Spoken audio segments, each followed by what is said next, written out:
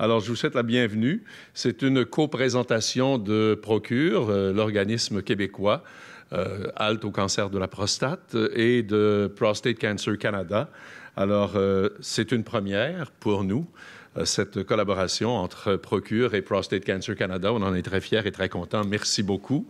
Un grand merci à nos experts en urologie qui ont gracieusement accepté de partager leur temps et leurs connaissances avec nous ce soir, le Dr Saad Fred et le Dr Luc Valiquette. Luc Valiquette, docteur qui est de garde, hein? Oui, mais je règle des problèmes. C'est ça. Alors, le docteur Valiquette est de garde actuellement. Je ne sais pas si Fred est de garde, lui, mais écoutez, il travaille. C'est énorme, le travail qu'ils font. Le but, c'est de répondre au maximum de questions des gens dans la salle. Donc, on va avoir un rythme assez rapide. Le docteur Saad va faire un topo sur les options de traitement que nous avons maintenant en 2015. Et le docteur Valiquette, lui, va parler de la gestion des effets secondaires, la dysfonction érectile et l'incontinence. J'animerai par la suite la période de questions. S'il y a des anglophones dans la salle, ne vous gênez pas, vous pouvez poser vos questions en anglais si vous êtes plus à l'aise en anglais ou en français. Le docteur Valiquette et le docteur Saad vont répondre. Par la suite, vous êtes tous conviés à la plénière sur l'immunologie, et la soirée rencontre qui est ouverte à tous les participants des 8 mini-cafés qui se déroulent en même temps. Alors, sans plus tarder, j'aimerais vous présenter le docteur Fred Saad, qui, en passant, est mon médecin. Je l'adore. Merci beaucoup, Jean, et merci à Procure et Prostate Cancer Canada. Alors, ça va me faire plaisir de faire la plus courte présentation que j'ai jamais faite sur tous les traitements du cancer de la prostate. Alors, comme on dit dans les avions, attachez vos ceintures, on démarre. Alors, le cancer de la prostate en 2015, juste comme introduction, pour ceux qui ne le savent pas, le cancer de la prostate est de loin le cancer le plus fréquemment diagnostiqué chez les hommes au Canada et se trouve en 3e rang comme cause de décès par cancer. On estime 24 000 nouveaux cas au Canada, 4 000 décès en 2015. Un homme sur 7 va être diagnostiqué. Un homme sur 28, malheureusement, va décéder du cancer de la prostate. Alors, de loin, un cancer qui a de l'importance à la fois sur la santé, mais aussi sur l'aspect social et économique du pays. Les facteurs de risque, je ne peux pas éterniser beaucoup, mais le facteur de risque numéro 1, c'est de vieillir. Alors, si on vieillit, on a des chances de développer du cancer de la prostate. Et une des raisons qu'il y a beaucoup plus de cancer de la prostate, c'est que les hommes vivent plus longtemps qu'avant, vivent en santé plus longtemps et ont le temps de diagnostiquer. Et ça, c'est le côté un peu négatif de vivre vieux. Les pays où ça ne vit pas vieux, le cancer de la prostate n'est pas du tout un problème. Et je blâme souvent les cardiologues de cette situation, parce que maintenant, on ne meurt plus du cœur. Alors, les gens ont le temps de développer ces maladies qui s'appellent le cancer, qui est devenu la cause numéro 1 de décès.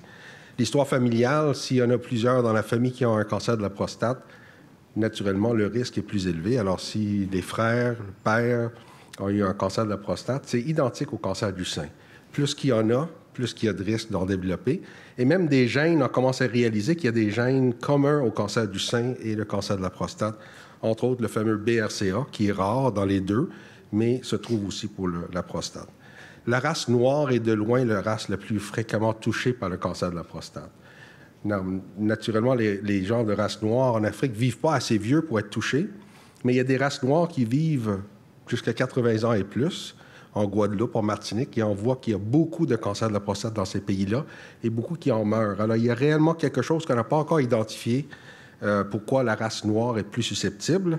Le poids, la diète semble avoir un facteur de risque, comme si quelqu'un est toujours prédisposé, mais si on est exposé à l'environnement de surpoids, d'une diète qui n'est peut-être pas saine, on augmente nos risques de développer un cancer qui est plus agressif. Et la géographie, comme vous voyez, en jaune, en Asie, c'est là où il y a le moins de cancer. En orange, l'Europe de l'Ouest, l'Amérique du Nord, l'Australie, c'est les taux les plus élevés. La réalité sur les suppléments, parce qu'il y a malheureusement dans tous les journaux le supplément qui va réduire votre risque de cancer. Qu'est-ce qui est la réalité là-dedans? C'est qu'il n'y a pas vraiment de supplément qui a démontré une efficacité. La vitamine E, on avait beaucoup d'espoir. Vitamine E, au contraire, augmente le risque de cancer de la prostate. Alors, si vous prenez des suppléments pour prévenir, au contraire, vous risquez d'aggraver la situation. Sélénium, la même chose. Si vous en prenez dans les noix, c'est parfait, mais prenez pas des suppléments à haute dose, ça n'aide pas. Vitamine D, on n'a pas trouvé d'effet néfaste, et peut-être il y a un effet protecteur, et la Société canadienne du cancer suggère que, pour les Canadiens au moins, qui manquent souvent de vitamine D, ça pourrait être une bonne affaire. Les autres affaires, le soya, les tomates, le thé vert, il y a des études intéressantes, mais ce n'est pas encore concluant, mais ça n'a pas l'air d'être mauvais, mais toujours en modération. C'est quoi la diète idéale? On se fait demander ça tout le temps. Qu'est-ce que je peux faire? Moi, tout ce que je dis aux patients, je le regarde, et déjà, si la personne a l'air d'avoir un poids santé, je leur dis, il n'y a rien que vous allez faire qui va changer. Mangez bien, et vous devrez avoir toutes les chances de votre côté. Mais ça se résume, si c'est bon pour le cœur, à date, tout ce qui semble être bon pour le cœur semble être bon pour la prostate. Alors, pensez à votre cœur en premier et réglez ça, et de façon naturelle, ça va aider. Comment on fait le diagnostic? Très brièvement, le toucher rectal fait encore partie de l'examen. Il faut examiner pour être sûr qu'il n'y a pas de bosse.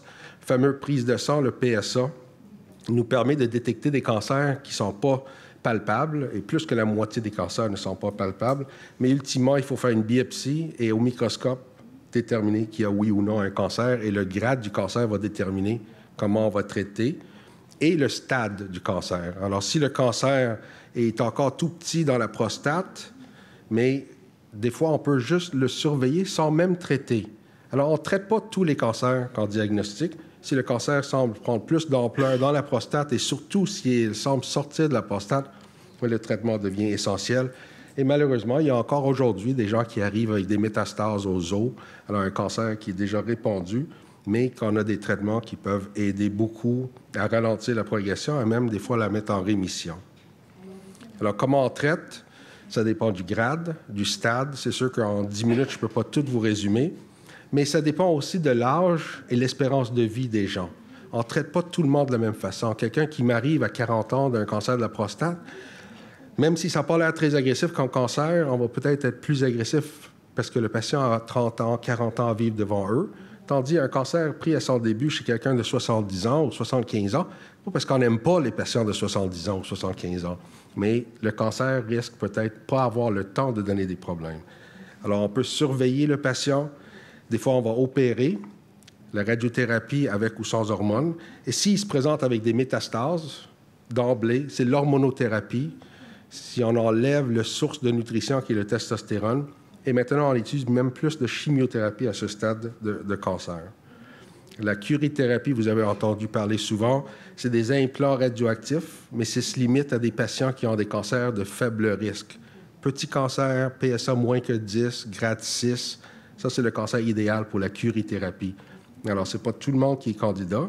La radiothérapie externe, les machines sont améliorées. On peut traiter toute la prostate de façon efficace avec des hautes doses qui donnent des excellents résultats. Et si le cancer a l'air agressif, on va ajouter des hormones pour traiter ces patients-là. Et il reste la chirurgie, qui est d'enlever toute la prostate. Ce n'est pas juste un petit forage, là. On ne fait pas juste nettoyer le milieu comme pour quelqu'un qui a besoin de s'aider à uriner. Ici, il faut enlever toute la prostate. Alors, c'est la prostate au complet, les vésicules séminales. Et quand on enlève ça, mais là, il y a un espace entre la vessie et l'urètre. Il faut la remettre ensemble avec des points. Et ça se fait soit avec la main ou avec le robot. Mais au bout de la main et au bout du robot, il y a un chirurgien. Alors, ce n'est pas le robot qui opère. Des fois, on a ce mythe que le robot fait quelque chose de mystérieux et extraordinaire. Si le chirurgien n'est pas habitué, là, ça peut être une catastrophe au robot, comme à la main. Ça va vraiment avec l'expérience de celui qui contrôle le robot ou qui est en arrière de la main. Qu'est-ce qu'on fait une fois qu'on a traité quelqu'un? On fait juste le suivre avec un PSA. Les gens me demandent pourquoi le PSA, j'ai plus de prostate. C'est parce que le PSA va augmenter si le cancer revient. Et quand le cancer revient, ça peut être ailleurs et ça va quand même produire du PSA. Alors, c'est le premier test qu'on va faire. Et tant que le PSA est à 0, on n'a pas besoin de faire d'autres tests. Si le PSA augmente, ce n'est pas toujours une catastrophe. Ce n'est pas la fin. La moyenne de survie chez quelqu'un chez qui le PSA augmente est plus que 13 ans. Alors, on a des moyens de traiter la récidive. Ce n'est pas une catastrophe et des fois, on ne fait rien au début. Alors ça va varier d'une personne à l'autre. Je termine avec les états de cancer de la prostate. Alors, on a parlé d'un cancer pris au début. Patient qui récidive, on va faire de l'hormonothérapie. Mais ultimement, ce qui nous donne le plus de problèmes, c'est quand, malgré l'hormonothérapie, le PSA augmente. Ça veut dire qu'il devient réfractaire aux hormones ou réfractaire à la castration. Et c'est là qu'on a les problèmes. Et jusqu'en 2004, il n'y avait pas grand-chose comme option. En 2004 est arrivée la chimiothérapie qui a permis d'améliorer la qualité de vie et prolonger la vie. Et après ça est arrivée une autre forme de chimiothérapie qu'on peut donner après la première. Les résultats les plus extraordinaires sont réellement venus de l'hormonothérapie de nouvelle génération. Abiraterone ou Zytiga étaient les premiers à démontrer qu'on peut prolonger la survie et améliorer la qualité de vie. Enzalutamide ou Xtandi, c'est une autre forme d'hormonothérapie orale. Très peu d'effets secondaires, les deux. On a aussi les thérapies pour protéger les os, parce qu'il y a des complications qui arrivent. Là, c'est comme pour l'ostéoporose, mais 1000 fois plus fort, pour renforcer les os qui sont pris par du cancer. Alors ça, c'est le Zometa ou le Xgiva, que vous entendez parler pour certains d'entre vous. Et le plus nouveau, c'est le radium, qui est une forme de radiothérapie intraveineuse qui va jeter dans les os où il y a les métastases pour stabiliser et, étonnamment, prolonger encore la vie, un peu comme la chimiothérapie ou les autres formes de traitement. Alors, on utilise tous ces traitements-là, des fois en séquence ou en combinaison. Et les avantages de ces traitements-là, c'est de prolonger la vie, mais pas à tout prix. Ça prolonge la vie en baissant la douleur et améliorant la qualité de vie, qui est vraiment ce qu'on veut chez tous les patients qui sont atteints par un cancer de la prostate avancé. Alors, en 2011, on avait seulement l'hormonothérapie et la chimiothérapie à base de docétaxel ou Taxotere. Maintenant, on a des traitements qu'on peut donner avant la chimiothérapie. Et quand ça progresse après ces traitements-là, on introduit la chimiothérapie. Et maintenant, on a des traitements après la chimiothérapie. Alors vraiment, la survie continue à s'améliorer. Et globalement, en 2004, la survie moyenne était à peu près 1 an et demi. Et maintenant, il est plus dans l'ordre de 3 ans en moyenne. Alors, on a doublé la survie de ces patients-là dans les stades les plus avancés de leur maladie. Où est-ce qu'on s'en va? On s'en va vers une médecine de plus en plus personnalisée, où est-ce qu'on peut trouver des cellules de cancer dans le sang pour les analyser et essayer de nous prédire quel traitement serait l'idéal pour le patient. Alors, on veut identifier les patients au risque le plus tôt possible, essayer de prédire comment ils vont répondre au traitement pour qu'on perde le moins de temps possible et qu'on passe au meilleur traitement selon la tumeur qu'on a à traiter. Alors, en conclusion, je n'ai pas parlé beaucoup de dépistage, mais les études ont bien démontré qu'on pourrait sauver des vies avec le dépistage. Il y a beaucoup de controverses autour de ça. Ce n'est pas vraiment le dépistage qui est controversé, mais qu'est-ce qu'on fait avec le résultat du dépistage? On ne doit pas traiter tout le monde de la même façon, et même, il faut se retenir de traiter certains patients. Le traitement du cancer localisé s'est grandement amélioré. Il y a moins d'effets secondaires qu'avant. Le traitement du cancer métastatique a vu des avancées spectaculaires à cause de la recherche des dernières années. Et les hommes et leurs familles, je pense, peuvent être optimistes pour le présent et surtout pour l'avenir. Merci beaucoup.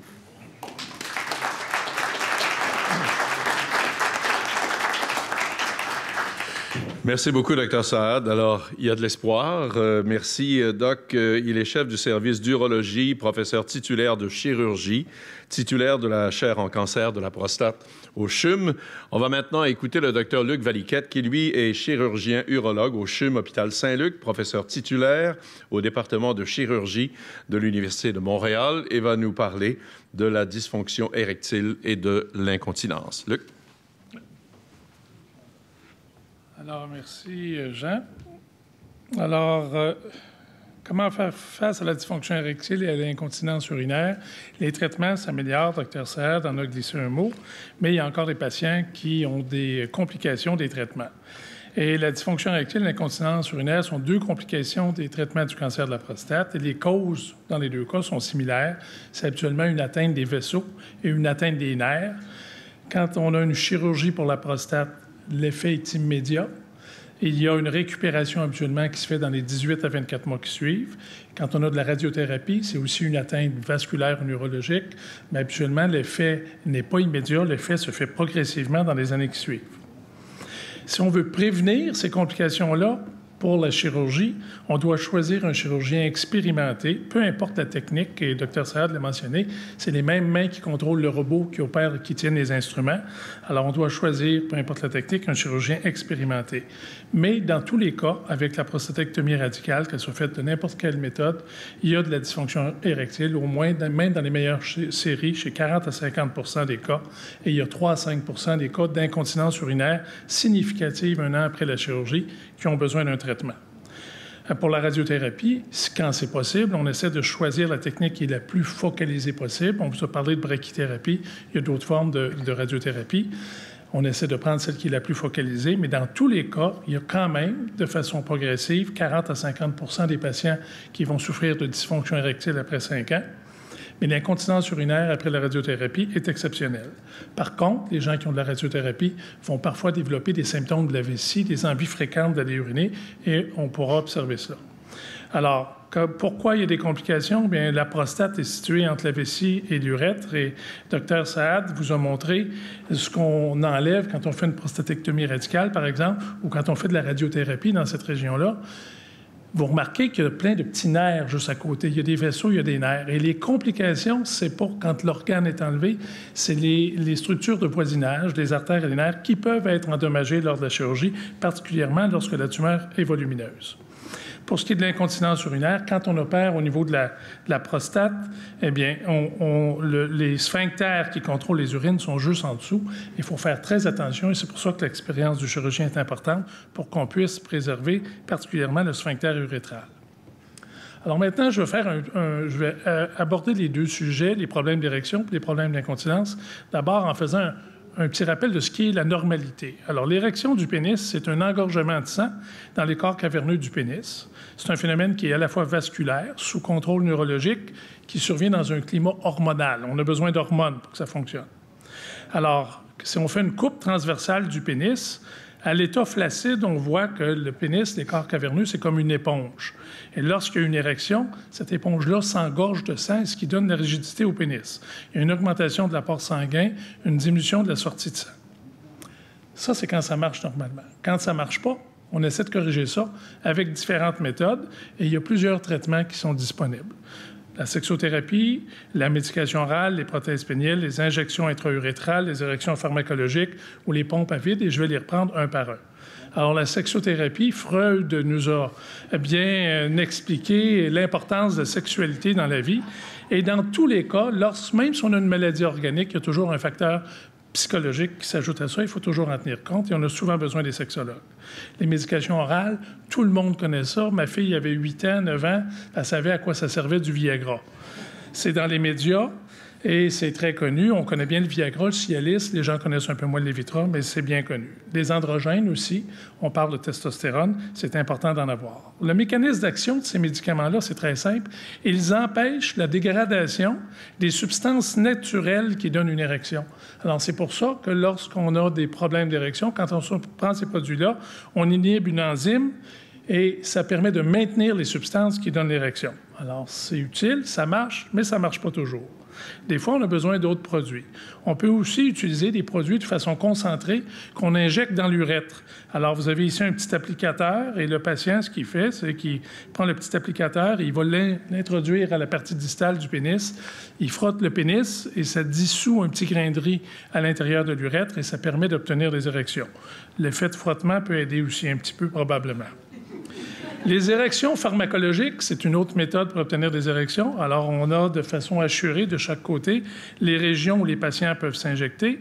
Alors, les gens s'injectent comme du Viagra concentré, mais ce n'est pas du Viagra, c'est de la prostaglandine, de la papavérine ou de la phentolamine. Et on injecte ça directement dans les corps caverneux du pénis et ça permet d'obtenir une érection en dedans de 5 à 10 minutes. Il ne faut pas en donner trop. Si on en donne trop, on peut avoir des érections prolongées. Ça marche dans 80 à 85 % des cas. Alors, les patients s'injectent eux-mêmes. Ça a l'air à faire très mal, mais le bon Dieu a bien créé l'homme. Le bout du pénis est très sensible, mais la base n'est pas douloureuse. Alors, les gens peuvent s'injecter sans trop de problèmes. Les pompes à vide, à l'occasion, les gens qui ne peuvent pas s'injecter peuvent utiliser les pompes à vide. Il y a 3 composantes, une pompe, un cylindre puis une bague de constriction. Le patient met le pénis dans le cylindre, la cote sur la peau, pompe, fait gonfler le pénis et il descend une bague à la base du pénis, une bague en élastique qui garde le pénis en érection et il faut enlever la bague pour faire partie de l'érection. Ça fonctionne bien. Mais comme les érections, c'est mécanique un peu et il y a quand même des taux d'abandon qui sont assez élevés. Et quand toutes ces techniques-là, relativement bénignes ne fonctionnent pas, on peut mettre des prothèses péniennes, on peut mettre des tubes semi-rigides. C'est comme les prothèses mammaires chez les femmes, c'est en silicone, mais ici, il y a un corps au milieu qui est en métal, qui donne une certaine rigidité. Alors, il y a des prothèses semi-rigides, on est comme un scout, on est toujours prêt, le pénis est toujours allongé, on peut le déplacer vers le haut ou vers le bas. Il y a aussi des modèles qui sont plus dispendieux, c'est des prothèses qui sont gonflables et que l'on place dans les corps caverneux du pénis et qui permettent d'obtenir une érection sur demande lorsqu'on appuie sur les petites pompes et ça fonctionne bien. Alors, ça permet de faire le tour sur la dysfonction érectile. Il y a un autre traitement qui est mentionné, c'est les techniques de réhabilitation. Après une prostatectomie radicale, on peut, dès les premiers mois après la prostatectomie, utiliser des inhibiteurs de la phosphodiesterase 5 ou des injections pour avoir un retour plus rapide des érections, entre guillemets, artificielles. Et il y a quelques études qui ont mentionné que si on utilise ça tôt après la chirurgie, on aurait aussi une amélioration des érections naturelles éventuellement. Pour ce qui est de l'incontinence urinaire, je prends le même schéma. On a cette prostate-là qui est au centre ici. Alors, la prostate est là. Et si on fait une coupe de face, on voit qu'on a la vessie qui est faite pour retenir l'urine, l'emmagasinée. On a la prostate qui est là, qui n'a pas de rôle normalement sur la continence. Mais si on fait une intervention sur la prostate, comme je l'ai mentionné, on peut endommager les nerfs, les veines, et on peut les artères, et on peut aussi endommager les muscles en dessous de la prostate. Quand on a des problèmes urinaires, on doit toujours penser à la vessie versus les mécanismes pour se retenir. Quand on va uriner trop souvent ou qu'on perd ses urines, c'est soit que la vessie se contracte trop ou soit, après une chirurgie par exemple, que les muscles ont été abîmés en dessous. Et à l'inverse, quand on a de la difficulté à uriner, c'est soit que la vessie se contracte pas bien ou qu'il y a un blocage en dessous. Alors, pour l'incontinence urinaire, je vais directement au traitement. Il y a des traitements oraux pour lorsqu'on a des problèmes de vessie hyperactive qui se contractent trop. Il y a plusieurs médicaments qui existent. Il y a aussi des médicaments, il y a différents types, anticholinergiques, adrénergiques. Là, c'est des classes de médicaments qu'on peut utiliser pour corriger les problèmes d'incontinence. Il y a aussi des exercices pelviens. On connaît bien les exercices de Kegel qu'on recommande aux femmes après les accouchements. Il y a aussi de la rééducation périnéale. On peut faire des exercices sous supervision avec un entraîneur, c'est de la physiothérapie. Alors, la physiothérapie, c'est comme des exercices de Kegel, mais si on veut avoir des beaux biceps sur nos bras, ça va toujours mieux quand on a un entraîneur et on va chez Nautilus. Bien, la physiothérapie, c'est le Nautilus du bas du corps. Alors, ils vont permettre d'améliorer la force des muscles et ils vont permettre d'améliorer le contrôle des muscles. Lorsque ça ne fonctionne pas, mais on peut utiliser des appareils de compression urétrale. Les appareils de compression urétrale, il y a les pinces externes et il y a différentes techniques chirurgicales que l'on peut utiliser. Alors, les pinces externes, il y en a vraiment 2 qui sont bien connues. Il y a la pince Urostop et la pince de Cunningham. C'est un peu barbare. On met ça sur le pénis, ça fait comme un clan et c'est bon, ça aide, c'est pas parfait, c'est un peu inconfortable, mais ça permet de donner un certain degré de sécheresse aux patients entre les mictions. Il y a d'autres techniques chirurgicales. On peut aller mettre des petits ballons que l'on va implanter à travers la peau. On va les mettre par technique chirurgicale. On va les implanter dans la région où il y a eu une opération. Alors, ils sont face à face. Ça crée une obstruction et ça peut améliorer les fuites d'urine. On peut aussi aller mettre des bandelettes, on appelle ça des bandelettes sous-urétrales. Et en fait, ce qu'on fait, c'est qu'on va faire une compression en dessous du canal urinaire par une technique chirurgicale en mettant une bandelette. Et ça fonctionne. C'est encore en développement. Le problème de ces bandelettes-là, et je le montre ici, quand on a une technique chirurgicale avec des bandelettes qui sont fixées à l'Hertz Invents. Il y en a d'autres qui passent par des techniques latérales de compression, d'autres bandelettes avec des coussinets, d'autres bandelettes avec des adaptateurs suspubiens. Et les noms sont là. Quand on a des techniques chirurgicales comme ça, puis il y en a plusieurs, il y en a Virtue, c'est d'autres types de bandelettes. Quand on a plusieurs types de bandelettes comme ça, c'est que la technique n'est pas encore au point. Alors, il y a une nouvelle bandelette qui vient de sortir dernièrement et moi, je pense que c'est probablement une bandelette qui est plus prometteuse. Elle joint l'utilisation d'une bandelette qui vient comprimer l'urètre, mais elle est aussi reliée à ce qu'on appelle un port, un canal qui permet d'injecter du liquide et ça permet d'augmenter au besoin la pression sur l'urètre après l'intervention chirurgicale. Alors, l'avantage de cette bandelette-là, on ne fait pas juste la mettre puis on regarde comment ça marche. On peut par la suite aller injecter du liquide pour augmenter la pression sur l'urètre. Et finalement, le dernier traitement qu'on utilise pour les incontinences après la prostatectomie radicale, surtout, c'est le sphincter artificiel. Ça a l'air à de la quincaillerie. Alors ici, c'est imagé. Ici, ça représente un peu plus la réalité. Alors, il y a un manchon qui est placé chirurgicalement autour du canal urinaire, qui est relié à une pompe, qui ressemble à un troisième testicule en dessous de la peau, qui lui-même est relié à un ballon qui est placé dans le ventre, qui amène une pression toujours pour garder le manchon toujours fermé autour de l'urètre. Et quand on veut uriner, mais on appuie sur la petite pompe dans le scrotum et ça ouvre le manchon et ça permet au patient d'uriner. Alors, il y a des avantages et des inconvénients à ces différentes techniques-là. L'avantage de la bandelette, c'est qu'on n'a pas rien à manipuler. C'est plus simple pour le patient. Ça coûte moins cher que les sphincters. Par contre, il y a des inconvénients. Actuellement, le contrôle urinaire est plus imprévisible qu'un sphincter artificiel. Parfois, lorsqu'on met trop de compression sur l'urètre, les patients ont de la difficulté à uriner. Et il y a des patients, lorsqu'on fait cette technique-là, qui peuvent développer des douleurs périnéales. Alors que le sphincter artificiel, bien, le contrôle de la miction est vraiment manuel. C'est une petite pompe. Ça permet une miction complète. Et moi, quand j'opère mes patients, je peux leur dire, « Monsieur, vous êtes aux couches. Si je fais cette intervention-là, je peux vous prédire que vous allez porter un pad ou moins par jour à partir de maintenant pour plusieurs années. » Par contre, ça prend une certaine expertise pour l'installation. On doit avoir un patient qui est capable de pomper la petite pompe parce que si jamais il fait un AVC ou il vieillit, il devient confus ou n'importe quoi, puis qu'il n'est plus capable de pomper, bien, il ne sera pas capable d'uriner. Et à long terme, après 10-15 ans, les patients peuvent avoir besoin d'une révision chirurgicale. Alors, ça fait le tour des traitements pour la dysfonction érectile puis de l'incontinence urinaire. J'espère que ça a répondu à vos attentes.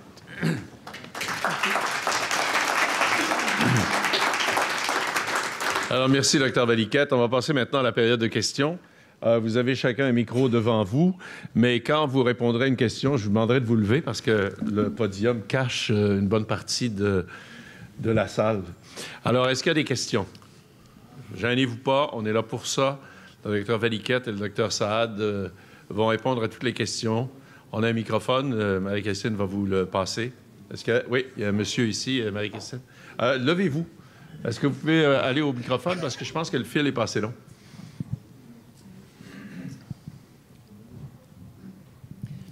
Bonjour. Bonsoir. Supposons deux excellents chirurgiens pour l'ablation de la prostate. Un qui est avec bistouri, puis l'autre robot. J'ai lu, je me suis informé, dans le cas du robot, c'est une micro-invasion ou micro-effraction, je pense, comme j'ai vu sur le dépliant. Quel est le niveau de protection de la périphérie quand c'est fait avec le robot versus bistouri? Comprenez-vous ma question? Je veux juste comprendre le périphérie, vous voulez dire les complications? Non, bien, bon, supposons, possiblement, je me ferai gérer l'ablation. Là, j'ai une décision à prendre entre un et l'autre. Okay. Là, ma question, on enlève la prostate au complet. Idéalement, on évite de toucher la périphérie, c'est-à-dire les nerfs érectiles, les vesses, tout ce qui est autour. Alors, il faut faire attention parce que les nerfs érectiles, techniquement, on peut bien réussir, mais des fois, on ne veut pas les éviter. Alors, si le cancer est plus agressif ou qui peut dépasser la capsule, les nerfs sont collés sur la prostate. Alors, un cancer agressif, on va volontairement enlever plus large, incluant les nerfs, pour éviter la rechute de la maladie. Alors, les nerfs, c'est sûr que le chirurgien doit être premièrement expérimenté pour les sauver, mais deuxièmement, il faut savoir quand est-ce que c'est sécuritaire de les sauver. Alors, un cancer agressif, si c'est d'un côté, on va sauver les nerfs de l'autre côté. Si c'est agressif des deux côtés, on va malheureusement sacrifier les nerfs de deux côtés. Alors, ce n'est pas seulement la technique, mais aussi le cancer qui décide si oui ou non c'est sécuritaire. Et je vois des patients, malheureusement, qui ont voulu garder les nerfs, ou le chirurgien a tout voulu garder les nerfs, mais après ça, le patient se trouve avec un cancer qui persiste et qu'on doit ajouter de la radiothérapie et d'autres traitements, et que malheureusement, ça n'a pas aidé le patient de garder ses nerfs. Ça a peut-être nuit. Alors, il faut ça aussi, ça fait partie de l'art de savoir comment faire. Pour un chirurgien expérimenté dans les deux, laquelle choisir, là aussi, ça peut devenir une question de l'agressivité. Un cancer plus agressif, des fois, on va préférer aller par chirurgie ouverte parce qu'on peut palper, toucher la prostate qui peut des fois nous guider. Alors, c'est des fois une question d'expérience pour celui qui fait le robot ou pas. Merci. Luc, tu veux rajouter quelque chose? Bien, il y a plusieurs études qui ont voulu regarder. On pense qu'au robot, d'abord, Dr. Saad l'a bien précisé, ce n'est pas le robot qui opère, hein, c'est le chirurgien. Alors, le chirurgien doit connaître ses plans, puis effectivement, quand il y a un cancer qui est plus avancé, qu'on l'opère par n'importe quelle technique, si on fait une bonne technique chirurgicale pour le cancer, on va avoir les mêmes complications sur l'incontinence et la dysfonction érectile. Il y a des études qui ont essayé de prouver que le robot, par exemple, donnait des meilleurs résultats. Le problème, c'est que la plupart des études, jusqu'à maintenant, donnent à peu près les mêmes taux d'incontinence et de dysfonction érectile. Ce qui est différent avec le robot, avec la chirurgie laparoscopique, c'est le post-opératoire immédiat, qui est un petit peu plus facile parce que les trous sont plus petits que la chirurgie ouverte. Mais en même temps, je dois dire que moi, je les vois en post-opératoire. Les patients qui sont opérés, même par voie ouverte maintenant, ils quittent l'hôpital après 2-3 jours. Maximum. Il y en a qui partent le lendemain, les gens partent après 2-3 jours. Les incisions sont beaucoup plus petites. Et par contre, avec le robot, la plupart des patients quittent le lendemain matin d'opération. Mais il faut choisir un chirurgien qui en fait régulièrement, qui en fait tout le temps. Monsieur? Moi, je pense que c'est la chose la plus importante. Ah, on en a un déjà, ouais. Allez-y. Ma question, c'est juste au niveau, si on pense au traitement, on a soit la chirurgie, la chimiothérapie ou la radiothérapie. Est-ce que, avec les temps ou avec les années, avec votre expérience, est-ce que ça diminue? Il y a moins de cas de chirurgie et plus de radiothérapie ou plus de chimiothérapie, moins de... Mais finalement, ma question, c'est aussi, par rapport au futur, est-ce que vous pensez que il va y avoir moins de chirurgie pour éviter des complications et peut-être plus de traitements au niveau... systémique, des choses comme ça? C'est ça. La tendance actuelle, premièrement, la chimiothérapie, on ne l'utilise jamais pour des patients qui n'ont pas de métastase.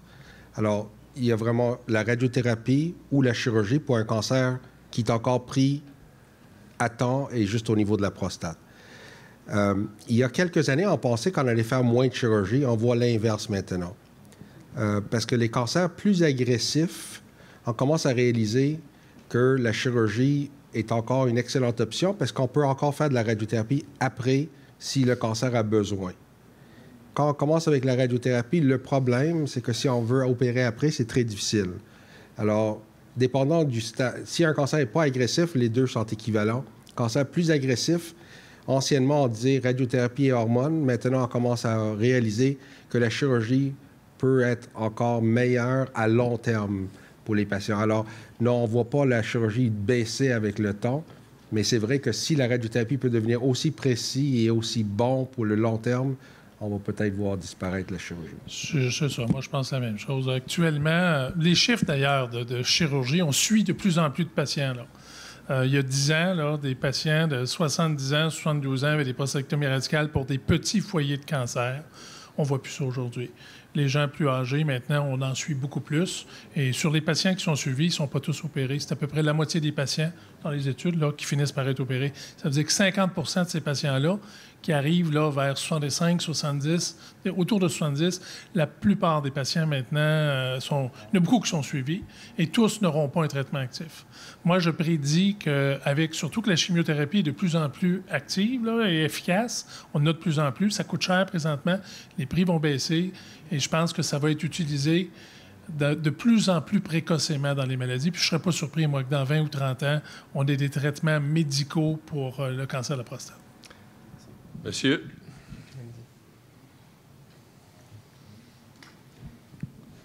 Bon, bonsoir. Moi, disons 62, j'ai commencé il y a 6 ans à faire les examens. J'avais une PSA d'à peu près 3 quelques. Après 6 ans, je suis rendu à peu près à 7. J'ai fait une résonance magnétique, puis après ça, j'ai fait une biopsie dernièrement.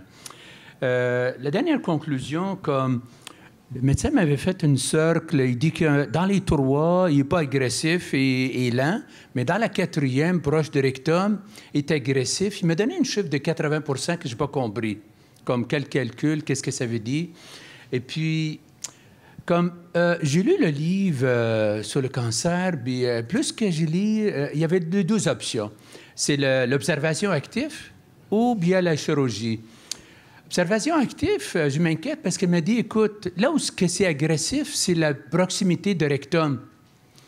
Et ma question, c'est que comment je peux déterminer si mon affaire est encore dans la capsule, où il est sorti, ou est-ce qu'on peut savoir avant de passer au couteau, là? C'est une bonne question. La résonance magnétique que vous avez eue est quelque chose qui est en train de s'améliorer. Il n'est pas encore au point. C'est un peu comme la chirurgie, ça dépend de l'expérience de celui qui fait la résonance magnétique. Alors, il reste encore du chemin à faire pour être certain qu'elle n'est pas débordée de la capsule. C'est vrai que pour l'instant, c'est vraiment la chirurgie, mais la résonance magnétique, si elle dit qu'elle déborde, d'habitude, c'est vrai qu'elle déborde, alors c'est un cancer plus agressif qui a besoin de traitement. La question de savoir si des tumeurs commencent à avoir des zones agressives, on a moins tendance maintenant de faire de l'observation parce que les études récentes d'il y a quelques mois montrent que les gens ont 4 fois plus de chances de mourir de cancer de la prostate si on surveille un jeune avec un cancer qui commence à avoir des cellules agressives. Ça a pris du temps pour avoir ces données-là, mais quelqu'un qui est en bonne santé, qui a plus que 15 ans à vivre, qui commence à avoir des formes agressives de cancer, on a moins tendance de les observer. Quelqu'un qui n'est pas en bonne santé, qui est plus âgé, même si ça commence à être un peu agressif, on peut se permettre d'observer. Alors, quand je parlais de l'espérance de vie, vient dans l'équation de quoi faire. Alors, mais c'est un peu difficile. Je veux pas faire... Ce qu'on veut éviter ici, c'est de faire des consultations pour chaque personne parce que c'est un peu dangereux de contredire votre médecin. Mais en général, un jeune homme avec un cancer qui commence à être agressif, on est gêné de l'observer. C'est ça. Alors, parce que le cancer de la prostate, l'agressivité du cancer va faire qu'il va progresser plus vite. Alors, si on est plus jeune pour un cancer plus agressif, il y a plus de chances que ça évolue. Surtout si dans notre famille, on a une espérance de vie qui est longue, on va vivre assez longtemps pour voir le cancer progresser. C'est une équation. Et puis, comme mentionnait Fred, il y a des études. Des fois, on attend les études là, pour le dire de façon certaine. Mais le bon sens veut que si on a un cancer plus agressif, qu'on est plus jeune, on a plus de chances d'avoir des problèmes. C'est aussi simple que ça. Et à l'inverse, si on est plus âgé, on a un cancer qui est moins agressif, on n'a peut-être pas besoin de traitement. Juste une dernière observation, comme il me semble qu'après cette chirurgie, enlève la prostate au complet, on dirait que notre destin est déterminé, la pompe et tout ça. On n'en échappe pas, là, il me semble. Le docteur Valiquette, il montrait comment traiter, mais ce n'est pas tous les patients qui vont aller jusqu'à ces niveaux-là. Mais vous avez dit que c'est la seule option, c'est la chirurgie. C'est pas vrai. La radiothérapie est une excellente option. Si je ne voudrais pas que quelqu'un pense que la radiothérapie n'est pas un bon traitement, c'est un excellent traitement et j'en envoie régulièrement. Il y a vraiment 2 options, la chirurgie ou la radiothérapie, pour un cancer qui n'est pas trop agressif. Un cancer beaucoup plus agressif, c'est vrai qu'on va des fois pencher vers la chirurgie pour se donner d'autres options après. Juste par rapport à ce commentaire, je pense que j'ai eu comme information, comme la radiothérapie, une fois qu'on a commencé, on ne peut pas faire un retour à la chirurgie. Puis ça, là, Les complications sont plus importantes. Quand il y a de la chirurgie qui est faite après la radiothérapie, la chirurgie est faite dans un milieu qui a été irradié avec une atteinte des vaisseaux vasculaires et les complications sont plus importantes. Monsieur. Mais ça ne veut pas dire que quand on a choisi la radiothérapie et que le cancer est revenu, que c'est la fin. Il y a encore des traitements qui peuvent soit guérir ou au moins ralentir la progression. Alors, c'est pas la fin de la vie. Deux petites observations. Le taux de PSA est remis en question beaucoup, hein? Il semblerait que le gouvernement commence à penser que ça ne sert pas à grand-chose. Quand on compare le taux de réussite puis le taux... En tout cas, moi, je pense qu'il va falloir se battre pour le conserver, là. Deuxièmement, je suis un peu inquiet quand vous me dites qu'il faudrait quasiment comme choisir notre chirurgien. C'est pas évident, ça, là? Non, c'est sûr. Hein? C'est pas évident de dire, bon, est-ce qu'il faut lui demander combien d'opérations qu'il a fait, où il les a fait, parce que c'est pas facile, là. Mais c'est ce que les études disent présentement, Ouais. que les groupes qui ont des plus grosses séries chirurgicales ont des meilleurs résultats. Puis c'est vrai pas juste pour le cancer de la prostate, c'est vrai pour à peu près toutes les interventions. En orthopédie, en chirurgie, nommez tous les types de chirurgie. Quand vous avez un chirurgien qui fait de façon générale la même intervention plus souvent, il va avoir des meilleurs résultats. De toute façon, j'ai pris vos noms, fait que je suis correct. deux questions rapides. Est-ce Il que règle la les grosseur... complications, là. Il les fait pas, mais il règle les dégâts. Mais votre question sur le dépistage est quand même très pertinente parce que c'est vrai qu'il y a du controverse, mais il y a de la controverse sur le dépistage sur tous les cancers. Si on veut montrer que le dépistage prolonge la vie, je défie tous les cancers de le faire aujourd'hui, maintenant qu'on a des bons traitements. Que ce soit le cancer du sein, côlon, c'est très difficile de montrer dans des études l'avantage du dépistage. Mais c'est sûr que ce qu'on doit faire, c'est pas tous les patients qui sont dépistés et diagnostiqués doivent être traités de la même façon. Alors, il y a un dépistage intelligent qu'on propose. Et oui, le Canada a fait des propositions, mais le Québec aussi en a fait, par le Collège des médecins, une analyse de toutes les données. Et on recommande encore que les hommes aient l'opportunité de se faire dépister, mais de façon intelligente. C'est pas tout le monde. Et une fois le diagnostic fait, c'est pas tout le monde qui devrait être traité. Ça va dépendre du cancer. Dépistage intelligent, choix de traitement intelligent, et on va régler ce controverse. Deux questions rapides. Est-ce que la grosseur de la prostate est un facteur de risque? Non. Et deuxièmement, Non. à quelle fréquence devrait-on passer une biopsie? Une biopsie dans quel sens? Là, c'est seulement si... Ben moi, je vais vous dire que je prends mon cas, moi. Là, un patient qui est suivi là, dans la surveillance moi, je suis active. suivi. J'en ai eu une en 2011. Ouais. On m'a donné un médicament pour la rapetisser. Ça a été correct. Et là, j'ai arrêté ce médicament-là parce qu'il y avait des conséquences sexuelles que moi, je ne voulais pas vivre. Puis l'urologue semblait d'accord avec ça. Mais là, ma prostate est revenue grosse. Et quand je l'ai vue au mois de juin, il m'a dit « Ah, une grosse, mais il n'y a pas de problème. » J'ai dit « Moi, je veux passer une biopsie. » Et il me l'a passé. Mais il n'y a rien là, pour le moment. Mais est-ce qu'on devrait exiger une fréquence? Parce que à part s'il y a un cancer qui est connu et qu'on le suit, il y a une justification de répéter des biopsies. Si le cancer n'est pas connu, qu'il y a déjà eu une biopsie et que le PSA reste stable, normalement, il n'y a pas d'indication de répéter la biopsie. Ça répond à vos questions? Mais juste on va passer à un autre parce que là, on est un peu pressé. Alors, généralement, on ne va pas refaire des biopsies, sauf s'il y a une raison de le faire. Si le PSA reste stable, on ne refait pas de biopsie. Il n'y a pas de norme de refaire des biopsies. Madame? Oui. Bonsoir. En fait, je voulais juste être certaine de comprendre. Lorsque vous faites la chirurgie, la prostate, elle est enlevée avec la partie de l'urètre qui est à l'intérieur. Exact. Jamais elle est conservée. Non. Jamais. Ça fait partie. Là, OK, parfait. Deuxième question. Suite à une chirurgie comme celle-là, ça a l'air un peu spécifique, là, mais pour les relations sexuelles, masturbation, y a-t-il un délai d'attente ou ça peut être fait très rapidement? C'est le temps de laisser guérir à l'intérieur, là, pour qu'on Combien mette trop de stress sur les points. Environ? Parce mais alors, normalement, au bout d'un mois, il n'y a pas de problème. Mais la plaie et tout, là, il faut quand même pas exagérer pour 8 semaines, que ce soit par robot ou par chirurgie ouverte, parce que les plaies sont plus fragiles. Mais normalement, au bout de 4 semaines, si on commence à avoir des relations sexuelles sans trop faire d'efforts avec le ventre, il n'y a pas de problème. Parfait, merci. Mais encourage, quand même, on les encourage, mais c'est quand même la minorité des patients parce que la fonction érectile reprend progressivement après l'intervention. Au bout d'un mois, c'est la minorité des patients qui vont être capables d'avoir une relation sexuelle. Ça ne nous tente pas au bout d'un mois. Ah, mais c'est encore drôle, genre. Mais il y en a qui ont encore leur sonde et qui essayent. Mais ça, c'est un défi. Mais juste pour dire que quand on fait la chirurgie, ça n'a aucun effet sur le libido. La prostate ne contribue pas de tout à la libido et ne contribue pas à l'orgasme. Alors, l'orgasme est présent, des fois même meilleur qu'avant, selon certains patients. Et au niveau libido, ça ne change pas à condition qu'on n'a pas d'hormones pour traiter le cancer.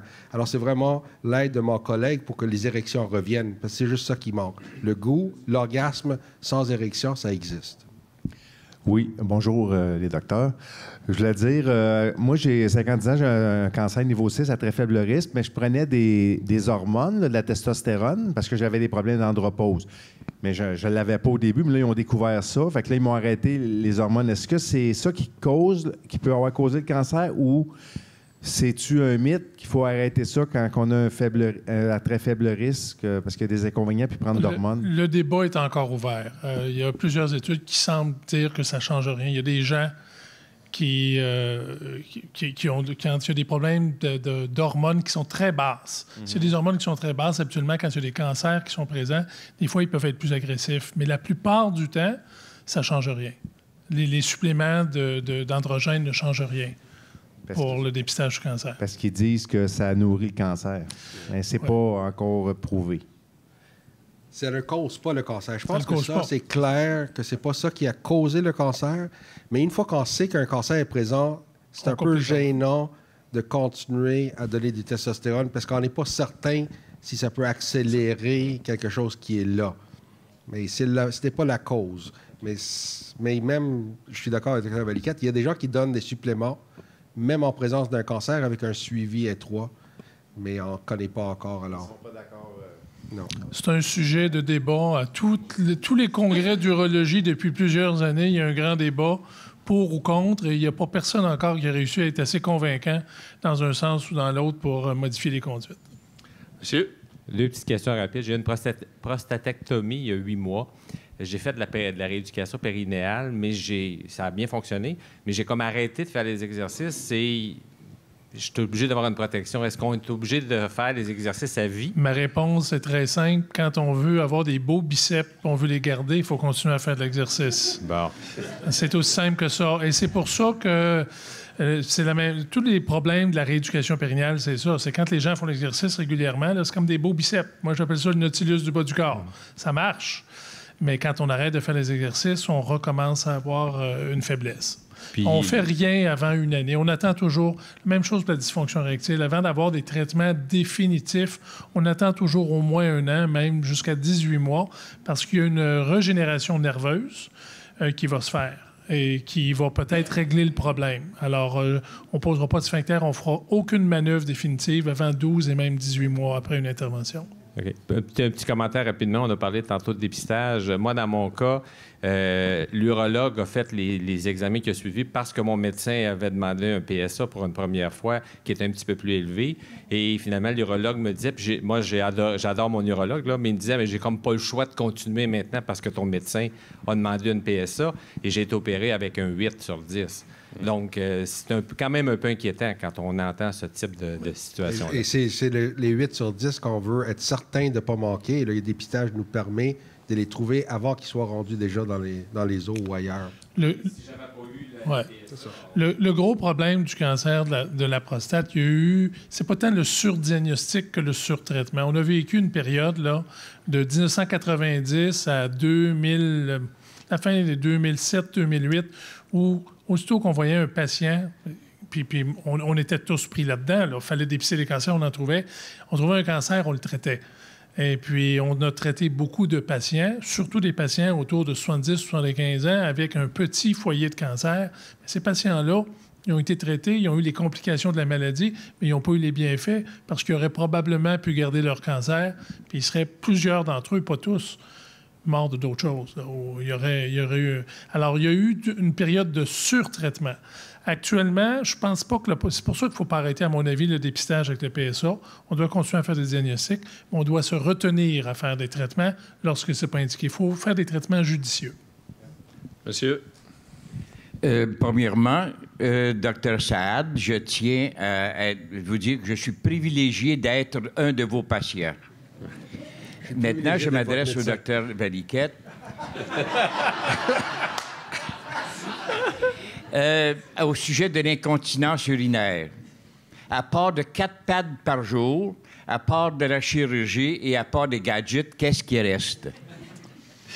Bien, à part les gadgets, je vais vous dire, moi, j'ai plusieurs patients qui sont plus heureux des résultats de leur traitement de leur incontinence urinaire qui sont contents des résultats de leur cancer. OK? Parce qu'ils ont été opérés. Des fois, le cancer est petit. Puis là, ils ont les complications du traitement. Quand on règle leurs problèmes, particulièrement d'incontinence, encore plus que de dysfonction érectile, les patients sont extrêmement reconnaissants.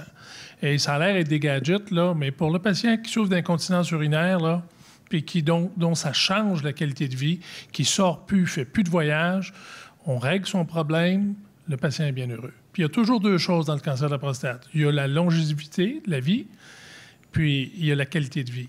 Puis il faut toujours tenir compte des 2, à la fois dans le choix des traitements au départ. Et si, par exemple, le dépistage, là, quand on parle du dépistage, on a beaucoup de traitements maintenant en fin de vie quand le cancer progresse. Mais le dépistage est encore important parce qu'avoir un cancer qui est pris tôt, bien, il y a moins de complications si le traitement est fait tôt que d'attendre très tardivement puis d'avoir des traitements qui sont très dispendieux et qui ont des effets secondaires qui ne sont pas toujours négligeables. Merci, monsieur. Allez-y, monsieur. Oui, mais bonjour, merci. Moi, j'ai été diagnostiqué en 2008 et j'ai eu une prostatectomie radicale. Tout s'est très bien passé, comme vous avez dit, et tout va très bien. Mais j'ai eu une récidive après 6 ans et demi, qui était diagnostiquée il y a 1 an environ. Et mes médecins suivent ça pour suivi seulement, parce que mon PSA a commencé à réaugmenter de façon, on me dit, lente. Et la question que je voulais savoir, je ne veux pas avoir une consultation gratuite, parce que j'ai des très bons médecins.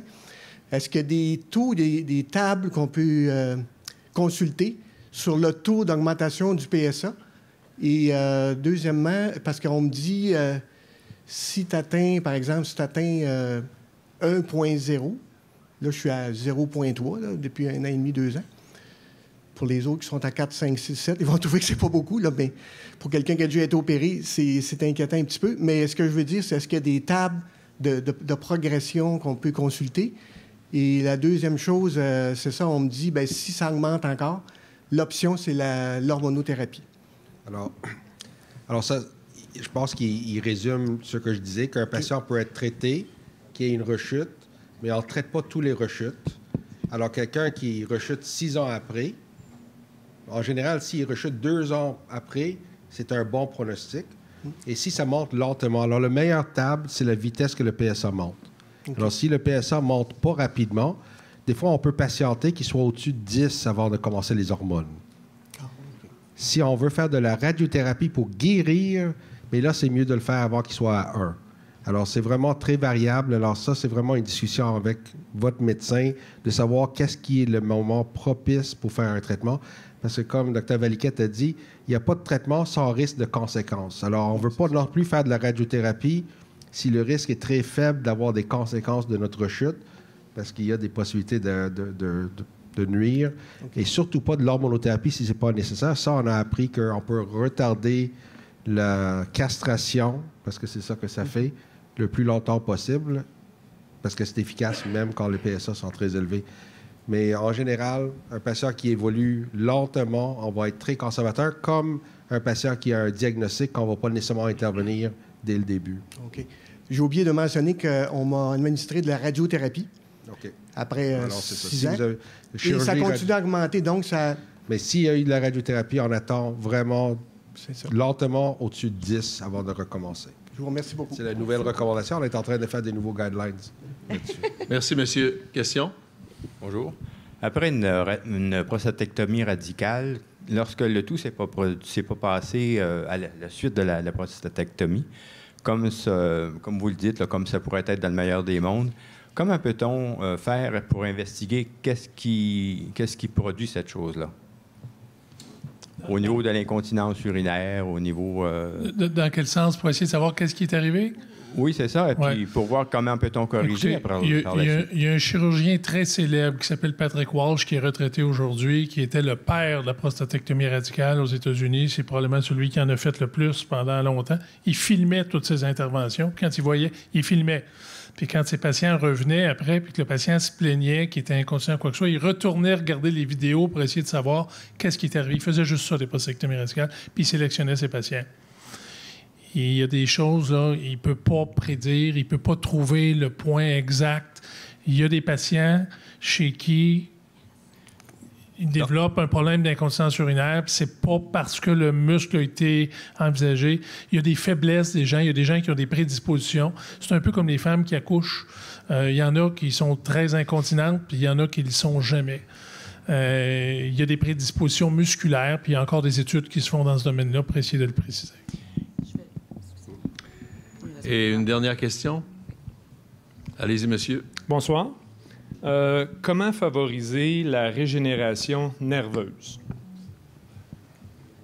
Est-ce qu'il y a des possibilités de faire ça ou on laisse la vie aller puis on se dit ça va peut-être m'arriver, ça m'arrivera peut-être pas?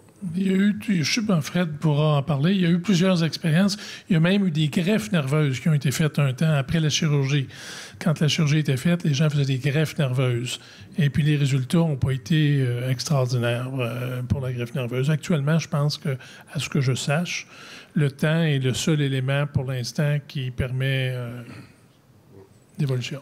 Et quand vous mettez dans votre vidéo 18 à 24 mois, qu'est-ce que vous voulez dire? Est-ce que c'est tout simplement que les études qui ont été faites ont montré, puis c'est allé jusqu'à 4 ans. Il y a même un chirurgien de New York, Dr. Scardino, qui a présenté ses résultats, par exemple, pour la fonction érectile, de l'amélioration de la fonction érectile.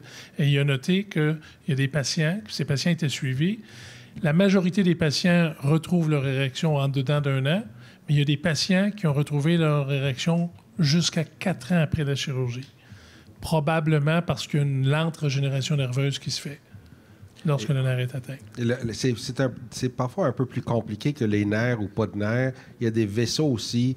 Un patient qui a 40 ans qu'on opère a beaucoup plus de chances de retrouver ses érections que quelqu'un qui a 70 ans parce qu'il dépend de chaque petit fibre, chaque petite artère et en fait un dérangement qui est des fois difficile à vraiment savoir qu'est-ce qui est la différence. Même chose pour l'incontinence urinaire. C'est assez complexe, cet environnement, l'anatomie de cette région-là. Quand on a une prostatectomie et qu'il y a récidive du cancer et qu'on nous dit on va faire de la radiothérapie, on fait la radiothérapie où s'il n'y a plus de prostate? Puis si les micrométastases sont quelque part dans notre corps, comment ils font pour identifier qu'ils sont sur un os, ils sont sur... En fait, il y a deux choses. Quand la récidive, quand on assume que la récidive est dans la région de la prostate, c'est pour ça qu'ils font une radiothérapie locale. C'est pas pour des métastases, c'est pour traiter une récidive locale de la maladie.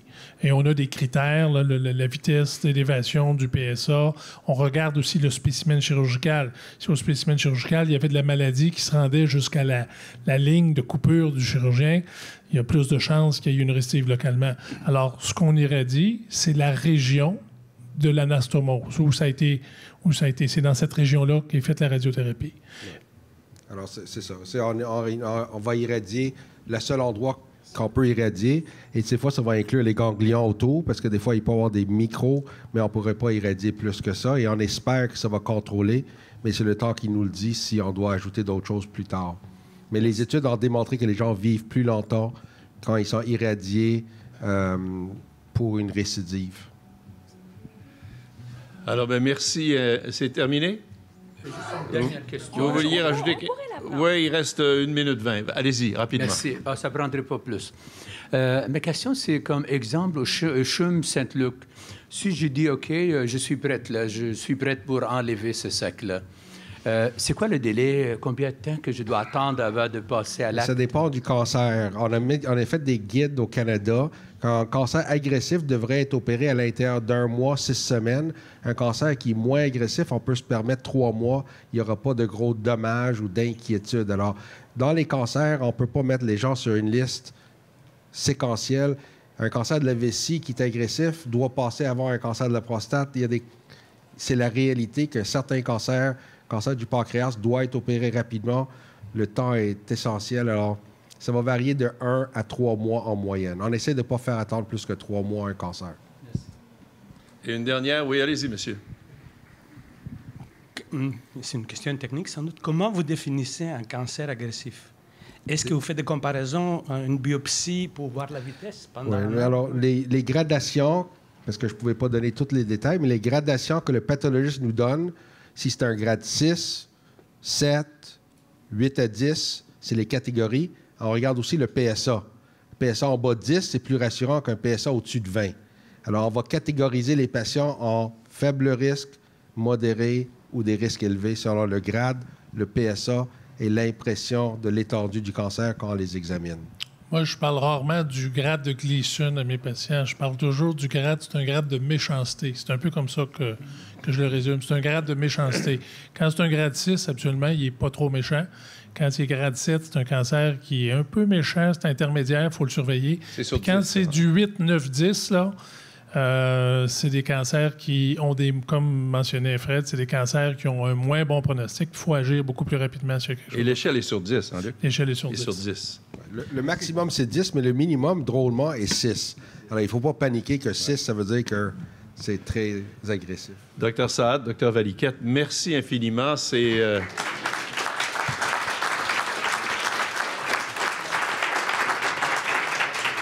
Merci de votre générosité, de votre temps.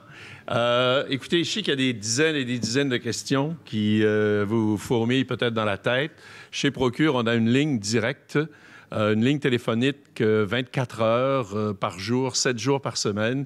Il y a 3 infirmières pivots, dont Sylvie Ménard qui est ici, qui répondent à vos questions. C'est sûr qu'on ne peut pas faire du traitement au téléphone, mais vous pouvez enregistrer votre question et l'infirmière vous rappelle et essaie de répondre du mieux qu'elle peut à votre question. Alors, la ligne téléphonique est là, c'est le 1-855-899-2873.